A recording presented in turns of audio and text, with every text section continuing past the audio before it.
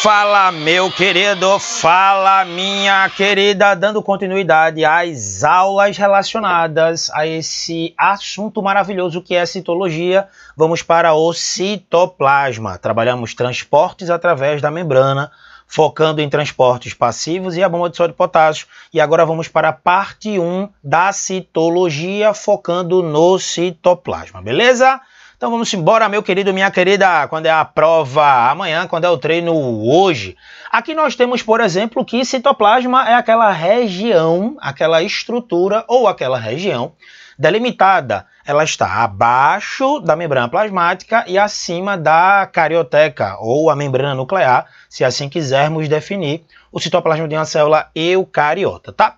O material gelatinoso que vai formá-lo é o que a gente chama de hialoplasma, normalmente dividido em dois, uma parte mais gelatinosa, a região mais externa, próximo à membrana plasmática, que é o ectoplasma, e uma região mais fluida próximo ao núcleo, próximo à membrana nuclear, que a gente chama de sol. Ela é mais fluida, tem uma concentração maior de água. Uma concentração mais antiga, quer dizer, uma classificação mais antiga que ainda pode ser detalhada dentro das provas de vestibular, beleza? Lembre-se que essa estrutura, esse grau de volume de água próximo ao núcleo e mais gelatinoso próximo à membrana plasmática, ele pode sofrer modificações. É o que a gente vai chamar, por exemplo, de tixotropismo. Quando a maior quantidade de água da região solvente, da região sol, é encontrada no núcleo, por exemplo, quer dizer, mais próximo ao núcleo, ela passa para mais próximo à membrana plasmática, provavelmente para facilitar, por exemplo, ou movimentação ou os transportes através da membrana plasmática, beleza? Então essa mudança dos estados, né, de solvente para gelatinoso, gelatinoso e solvente, nós chamamos aí de tixotropismo. Durante essa movimentação, existe uma possibilidade que a célula vai ter a dar os movimentos amebóides, por exemplo, alguns protozoários, como a própria ameba, e a ciclose, que é aquele movimento cíclico ou ordenado ao redor do núcleo que as organelas podem fazer. Normalmente vemos isso em alguns livros, em aulas na internet ou ainda em práticas dentro da faculdade. Nós utilizamos, por exemplo, certas algas, certas células vegetais, onde você faz uma introdução de certas soluções com volume aquoso ou dissoluto um pouco maior ou um pouco menor, vai depender do tipo de concentração da célula, para que os cloroplastos, já que eles vão possuir clorofila, é mais possível de percebermos, por exemplo, essa ciclose, essa movimentação ordenada ao redor do núcleo. Já aqui, povo, nós vamos falar de uma concentração, de uma organização proteica que as células eucariotas chegam a possuir, que essa organização proteica, esse emaranhado de proteínas, damos o nome de citoesqueleto. Temos três divisões normais trabalhadas em Enem ou outros vestibulares de acordo com a espessura do tipo proteico que vai fazer parte desse citoesqueleto, esse emaranhado proteico que vai manter, por exemplo, a forma, a estrutura da célula, vai dar capacidade à adesão, vai dar capacidade à movimentação que a membrana vai executar para que a célula venha realizar, transporte de substâncias no interior da célula e, por exemplo, a própria divisão celular, que já eu falo dela, em relação aos microtúbulos, os filamentos de tubulina, que vão fazer parte do citoesqueleto, beleza? Então, a divisão deste citoesqueleto, desse esqueleto proteico, é feito de acordo com a espessura que o tipo de proteína vai possuir. Por exemplo, os filamentos finos, onde eu tenho exemplificando aqui a actina, são finos porque, comparado aos três, eles possuem a menor estrutura, a menor espessura. Por exemplo, aqui nós temos 7 nanômetros, os monômeros de actina. Essa actina que nós podemos observar lá no tecido muscular, principalmente o estriado, a actina e miosina, que vão dar movimentação, a chamada contração muscular. O deslizamento dos filamentos de actina sobre os filamentos de miosina. Isso gerará a possibilidade de contração muscular. Aqueles tipos de filamentos proteicos que, por exemplo, têm uma espessura intermediária, vamos chamar de filamentos intermediários. Eles são mais grossos que os filamentos finos e menos grossos do que os filamentos grossos. Por isso, filamentos intermediários. Temos aqui a queratina, aquela proteína produzida principalmente pelos queratinócitos, proteína que vai dar sustentação e adesão ao citoplasma de uma célula, por exemplo, do órgão pele. Já os filamentos mais grossos, encabeçado aqui pelos microtúbulos, onde o principal tipo de proteína é a tubulina, aqui, queridos e queridas, além de ajudar na estruturação, lembrem-se lá da formação das fibras do fuso, lá, por exemplo, durante a mitose. Aquelas fibras que vão se ancorar ao centrômero para que haja, por exemplo, separação das cromátides irmãs durante a anáfase de uma mitose. De novo, separação das cromátides irmãs durante a anáfase de uma mitose. Podemos citar ainda, entre os filamentos intermediários, a desmogleína, eu esquecendo de falar, mas não esqueci, estou voltando aqui a falar dos filamentos intermediários, a desmogleína, por exemplo, que forma os desmossomos, que vão dar, por exemplo, adesão ao tecido epitelial, uma junção entre célula a célula. Isso também vai ajudar, ou seja, são proteínas ancoradas existentes no citoesqueleto, nesse emaranhado proteico, que chega a sair, ultrapassar a membrana plasmática, a se ligar às células adjacentes, superiores, inferiores ou lateralizadas, beleza? Para que você possa entender mais e melhor, veja aqui, por exemplo, um videozinho relacionando que esse citoesqueleto ele não deixa a célula estática somente. Além de dar propriedade de movimentação e transporte da célula, também tem transporte de substâncias no interior da célula, que vocês podem perceber muito bem aqui. Veja que ele vai fazer uma arrumação do que eu falei para vocês entre os microfilamentos, os filamentos intermediários e os filamentos mais grossos, os de tubulina, os microtúbulos, beleza? Observem bem aí a legenda que está sendo descrita no vídeo, beleza? Veja que esses filamentos de proteína, eles têm um emaranhado que vão fazer com que exista, por exemplo, caracterização de movimentação, de transporte no interior da célula. Percebam muito bem na formação, nessa imagem, a polimerização por exemplo, no interior, na margem interior, da actina. Agora nós estamos vendo a polimerização dos microtúbulos, onde o principal tipo de proteína é a tubulina. Percebam bem aí. Ela pode tanto se polimerizar ou como se despolimerizar para favorecer maior ou menor grau de movimentação à célula. Percebam nessa imagem que existem muitas vesículas, proteínas motoras, que vão, por exemplo, se ancorar às vesículas de outras organelas, como o retículo endoplasmático rugoso, como o próprio complexo golgiense, e praticamente elas fazem essa adesão, levando substâncias de um lado a outro da célula, do interior da célula para o exterior da célula, movimentação de organelas de um lado a outro do próprio citoplasma, do hialoplasma. Nessa imagem percebemos a movimentação de uma mitocôndria, por exemplo, e o centrosomo que vocês estão observando aí, onde aqueles microtúbulos vão formar esta região mais concentrada em microtúbulos de tubulina para poder favorecer a movimentação de certas estruturas e a própria divisão celular, além da participação dos próprios centríolos que vão entrar no caráter de divisão celular. Beleza? Dependendo do tipo de sinalização celular, pode haver mudanças no citoesqueleto que vão criar protuberâncias na membrana para que exista, por exemplo, fagocitose, pinocitose, para que exista, por exemplo, movimentos ameboides.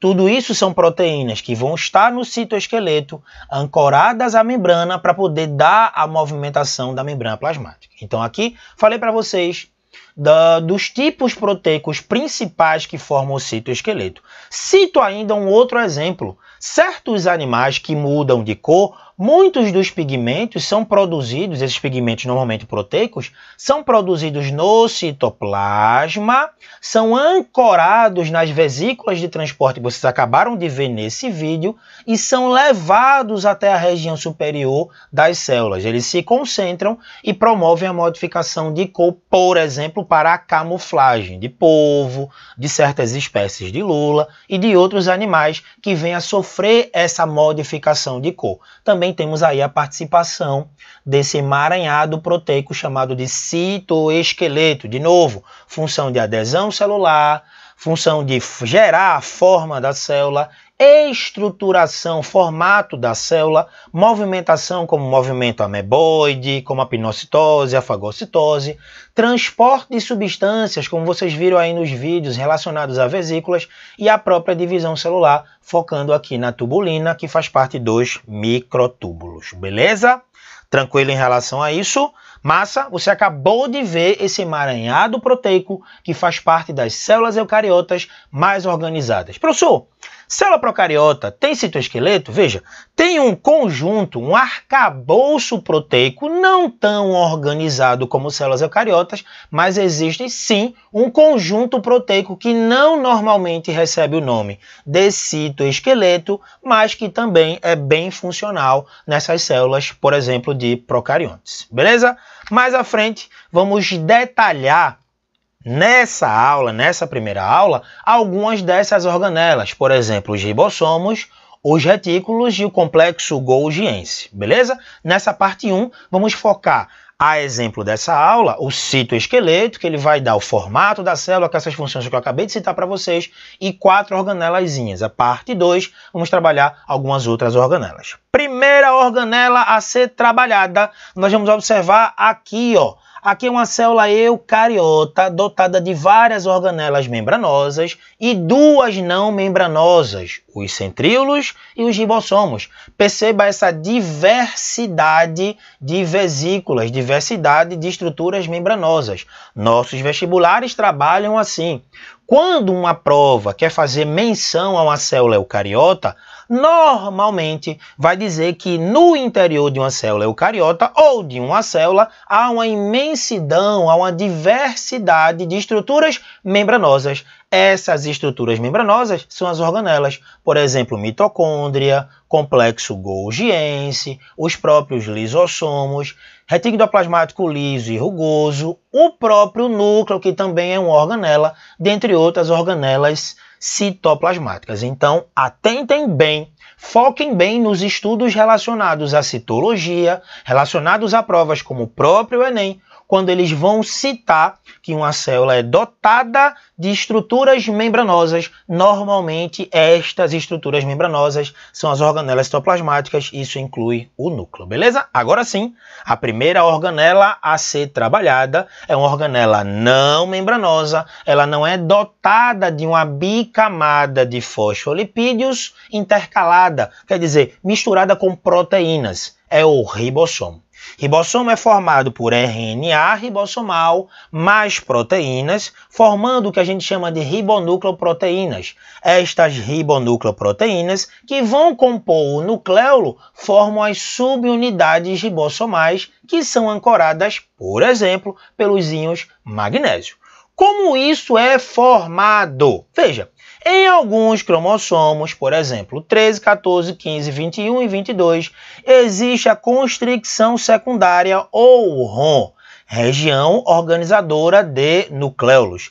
Aqui existem genes que, quando ativados, vão sofrer a transcrição e a tradução. A transcrição vai gerar alguns filamentos de RNA ribossomal, por exemplo, em um ribossomo 80S, ribossomo de eucarionte, nós vamos perceber na unidade menor, na subunidade menor, normalmente uma molécula de RNA ribossomal. Já na maior, podemos persistir ou perceber 3 a 4 moléculas de RNA ribossomais, além de um número proteico que existe também na subunidade menor e na subunidade maior. Ou seja, As subunidades que vão formar o ribossomo são formadas por mais de um RNA ribossomal e mais de um tipo proteico, formando ribonúcleoproteínas. Quando os genes da ROM são transcritos e traduzidos, só transcritos RNA ribossomal, transcritos e traduzidos formam as proteínas. Elas formam o nucleolo, que vai fazer com que exista a promoção da produção das unidades ribossomais. Esses ribossomos, como todos sabem, quando você estuda citogenética, eles fazem parte da última fase da ativação de um gene. Normalmente um gene é ativado, ele sofre transcrição e depois a tradução. São envolvidos na tradução, na síntese proteica, não possuem membrana, como eu citei anteriormente, presente em todo e qualquer organismo celular, seja um procarionte ou seja um eucarionte, e como eu falei anteriormente, RNA ribossomais, mais alguns tipos de proteínas. Lembrem-se, frise aí em teu resumo, nem todo cromossomo possui genes relacionados à produção de ribossomo. Quem é que vai possuir esses genes? Os cromossomos 13, 14, 15, 21 e 22 na nossa espécie, que vão possuir a ROM ou constricção secundária. Essa imagem é muito boa. Ela vai perceber, por exemplo, a polirribossomia, os polissomos, quando um mesmo RNA mensageiro está sendo traduzido por vários RNAs ribossomais. Se é o mesmo mensageiro, após o splicing, foca lá em citogenética, aquela edição do RNA mensageiro maduro ao RNA mensageiro imaturo para o RNA mensageiro maduro, quando ele estiver maduro, que tem informação para a produção apenas de uma proteína, e vários ribossomos vão lê-lo, várias proteínas iguais são produzidas ao final desta tradução. Nós chamamos isso de polirribossomia. Podem ser ribossomos livres ou ainda ribossomos atrelados ao retículo endoplasmático rugoso. Ah, professor, surgindo essa dúvida, em uma célula eucariota, onde é que eu posso encontrar o ribossomo? Ele pode estar livre no citoplasma, produzindo proteínas para a própria célula, ou eles podem estar aderidos às vesículas do retículo endoplasmático rugoso, produzindo proteínas para formar, por exemplo, canais na membrana plasmática, para formar o glicocálice lá também na membrana plasmática, ou proteínas que servirão para exportação, que vão deixar esta célula. Lembre ainda que nós encontramos mitorribossomos, são os ribossomos próprios, lá de mitocôndrias das nossas células e outros eucariontes, beleza? Tem, por exemplo, são 70S, são bem parecidos estruturalmente com ribossomos dos procariontes, beleza? E também percebemos os clororribossomos, que são ribossomos específicos dos cloroplastos, que vão produzir, através da tradução, proteínas que vão fazer parte, que vão compor não somente o citoplasma desse tipo de célula vegetal, mas também vão formar, por exemplo, as enzimas e proteínas que farão parte do processo do fenômeno da fotossíntese, beleza? Foca bem em ribossomo, uma organela que você vai encontrar em toda e qualquer célula, bem trabalhada em vestibular, que entra na última fase da ativação de um gene, que é a tradução. Trabalhando mais duas organelas ao mesmo tempo, visto que é uma organela com duas faces, normalmente muito próxima ao núcleo, temos aquelas vesículas que não possuem os ribossomos, retículo endoplasmático liso, e aquelas vesículas possuidoras de ribossomos, retículo endoplasmático rugoso. Vejamos ainda uma outra nomenclatura para o retículo endoplasmático liso, lembra disso? Esse retículo endoplasmático liso, ele não possui ribossomo. Logo, a não presença de ribossomo dá algumas outras funções diferenciadas do retículo endoplasmático rugoso. O outro nome do rugoso é ergastoplasma. Uma outra nomenclatura do liso é o retículo endoplasmático agranular. Uma outra nomenclatura do rugoso, retículo endoplasmático granular. Aqui nós temos uma tabela que vai definir algumas funções análogas entre eles, como armazenamento de substâncias, o liso armazenando mais lipídios, o rugoso proteínas, distribuição e transporte de substâncias que eles vão armazenar, beleza? Temporariamente. E o liso ele tem algumas características específicas e o rugoso tem algumas características específicas que eu denotei em vermelho.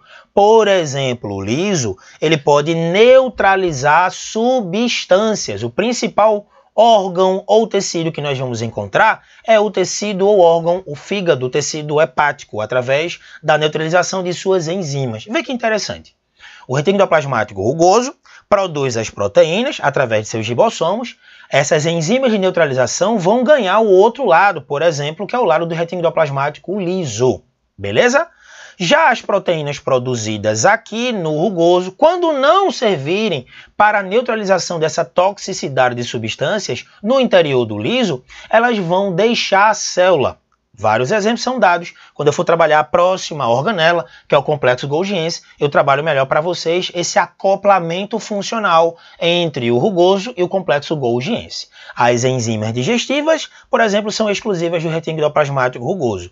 Como a polimerização dos lipídios é feita no interior do liso. Então aqui, escrito em preto, são funções análogas de suas próprias substâncias e em vermelho são funções específicas do liso, neutralização de substâncias tóxicas, a desintoxicação, junto a uma outra organela que é o peroxissomo, e a polimerização de lipídios. Já o rugoso, produção de proteínas através de seus ribossomos para deixar a célula para exportação ou para formar o glicocálice e proteínas como proteínas periféricas e proteínas transmembrana da membrana plasmática, além de enzimas digestivas. Beleza?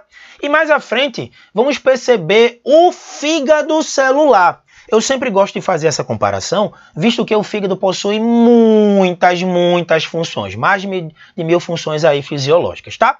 Já o fígado da célula é o complexo golgiense, hoje chamado de golgiossomo. Vamos perceber em células eucariotas em geral, ele está diretamente ligado a várias funções, mas ele está normalmente, funcionalmente acoplado ao retículo endoplasmático rugoso. Veja em prova, quando trabalharem a estrutura, uma figura de uma célula, normalmente aquele grupo de vesícula cheio de pontinho, que é na realidade uma projeção da face externa da carioteca, este é o retículo endoplasmático rugoso. Deixa eu frisar para você nessa aula. O retículo endoplasmático rugoso é uma projeção da face externa da carioteca. E essa projeção serve para, frisa aí que eu estou falando do rugoso, serve para fazer com que substâncias deixem o núcleo ou vão até o núcleo também. Normalmente para deixar o núcleo, lembre disso, tá? Normalmente em mais de 90% dos casos. Algumas vesículas proteicas estão indo para a face cis, que é a face de recebimento do complexo golgiense, de vesículas de transporte, são modificadas bioquimicamente dentro do complexo de Golgi. Uma das funções do Golgi é justamente esta, modificar quimicamente substâncias que adentram a sua estrutura e depois são transferidas através de vesículas de transferência para fora da célula, beleza? Ou para dentro ainda, a depender da função. Como algumas funções do complexo golgiense temos, empacotamento e transporte de substâncias, ele é o modificador bioquímico de uma célula. Muitas das substâncias passam em seu interior para serem diferenciadas bioquimicamente. São encarregados de formar lisossomos primários, aqueles que não estão sendo ativos, ou seja, aqueles que não estão já fazendo a digestão intracelular, tá? Lembre-se que a formação de lisossomo depende de uma função acoplada. O retículo endoplasmático rugoso faz com que exista a produção, através de seus ribossomos, das hidrolases ácidas, das enzimas utilizadas nos ribossomos. Uma vesícula cheia de hidrolase sai do retículo endoplasmático rugoso, vai para o complexo golgiense, sofrer algumas modificações bioquímicas e do golgiense, do golgiossomo, sai para ficar na célula com essa função de digestão intracelular. Formação da lamela média, já eu falo para vocês, que é uma placa de pectina, um glicídio que vai dividir as células ao final da mitose em células vegetais. Formação da organela conhecida como chapeuzinho do espermatozoide, que é o acrossomo, munido de várias enzimas, advindas do retículo endoplasmático rugoso. Lembra, aquele chapeuzinho do espermatozoide, aquela organela acrossomo, onde a principal enzima é a hialuronidase, normalmente a mais conhecida nos vestibulares. Lembra que esta e outras enzimas foram produzidas no rugoso, foram vesiculadas, liberadas para Golgi, e Golgi vai modificar-se estruturalmente para formar esta organela que vai fazer parte da cabeça dos espermatozoides. Foca aí em vestibular, queridos e queridas, vestibulares um pouco mais difíceis, um pouco mais carregados de informação. Eles ainda fazem a organela Golgi, complexo golgiense, ainda faz a glicosilação, a sulfatação e a fosfatação. Como ele é encarregado de atuar na produção e armazenamento de glicídios, ou seja, os carboidratos, ele também pode adicionar carboidrato a lipídio, advindo do retículo endoplasmático liso, ou adicionar carboidrato às proteínas advindas do retículo endoplasmático rugoso. Ou seja, ele está modificando bioquimicamente. Sai uma proteína simples que foi glicosilada, virou uma glicoproteína. Por exemplo, ela pode fazer parte do glicocálice. Sai um lipídio do retículo endoplasmático liso e ele é modificado bioquimicamente, ele é glicosilado, forma um glicolipídio, vai lá para a face externa formar, por exemplo, o glicocálice. Já a sulfatação e fosfatação também são processos, são fenômenos onde o Golgi vai adicionar derivados de enxofre, por exemplo, a proteínas, e derivado de fósforo, por exemplo, também as proteínas, modificando a função de uma proteína também através da modificação de sua estrutura. Se muda a sua estrutura, pode fazer com que exista a modificação de sua função. Então aqui, algumas funções atreladas por essa organela, que tem duas faces, face de recebimento cis, face de transferência, face trans. Camillo Golgi, o italiano, que descobriu suas vesículas chamadas de dictiossomos. Ainda hoje, alguns estudiosos da citologia chamam-na de dictiossomo, mas na realidade o nome de cada cisterna dessa é dictiossomo, e uma união, ou seja, um complexo de dictiossomo, forma o complexo golgiense, hoje chamado de golgiossomo. Beleza? Aqui para a gente treinar um pouquinho, ó, a figura a seguir esquematiza uma célula animal com seus principais compartimentos e organelas, fundamentando-se na estrutura e função celular. A marca alternativa está aqui, ó, descrita incorreta. Você já está vendo aqui, para ganhar tempo, ó, a organela de número 5, olha quem é 5 aqui, tá vendo, ó? Uma projeção da face externa da carioteca, cheia de bolinha, que são os ribossomos. Este é o retículo endoplasmático rugoso. Ó, a organela de número 5 é responsável pela produção de proteínas que serão utilizadas pela própria célula. O erro está aqui. Se é rugoso, normalmente são proteínas que deixam a célula. Um fato interessante é que, normalmente, tá, algumas proteínas que vão fazer parte aqui, ó, da membrana plasmática também são formadas pelo retículo endoplasmático rugoso, por exemplo, aquelas que vão formar o glicocálice, beleza? Vou analisando B, C, D e E para ganharmos tempo, para que essa aula não venha ficar muito longa. Mais rapidamente eu vou analisá-los. As mitocôndrias 9, veja aí, 9 mitocôndria E, são responsáveis pela maior parte das moléculas de ATP geradas dentro das células, suprindo a demanda energética das mesmas, sim, produção de energia através da respiração intracelular. O envoltório nuclear de número 2, isso, a carioteca, protege o material genético da célula, e a estrutura número 1, evidente dentro do mesmo, é o nucleolo. Sim, acabamos de citar, o nucleolo vem de genes, beleza? Lidos, lá no 13, 14, 15, 21 e 22, formam o nucleolo, através da leitura da ROM, para formar os ribossomos nesses tipos celulares, tá? Então aqui tá tudo certinho. A organela de número 6, quem é 6? Provavelmente complexo golgiense, responsável pelo reconhecimento, modificação e empacotamento de proteínas e lipídios recebidos pelo retículo endoplasmático. Muito bem, ó. recebido proteína e lipídio, ele citou aqui a glicosilação, que eu acabei de trabalhar para vocês no estudo dessa mesma organela. A estrutura do número 13, cadê 13?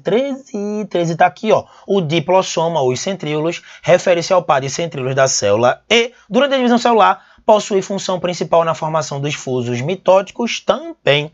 Lembra que formação de fuso mitótico depende de centrosoma, aquela região riquíssima em microtúbulos tubulina, diretamente esses túbulos mais grossos, né, que fazem parte do citoesqueleto, e diretamente dos centríolos. Beleza? Queridos, aqui estamos mostrando a imagem da lamela média, aquela placa de pectina de carboidrato, que vai dividir as duas células ao final da mitose de uma célula vegetal. Aqui nós temos aquele processo de formação de várias estruturas no interior ou para exportação. Ó, retículo endoplasmático rugoso mandou uma vesícula cheia de enzima. Se essas enzimas forem as hidrolases ácidas, vai formar lisossoma primário ou lisossomo primário, beleza? E aqui nós temos, ó, a participação desse lisossomo fazendo a autofagia ou a heterofagia, por exemplo, tá? Que eu vou citar isso quando eu for trabalhar lisossomos para vocês. Mas aqui o foco é o trabalho acoplado do retículo endoplasmático rugoso e o modificador bioquímico intracelular, que é o complexo golgiense, beleza?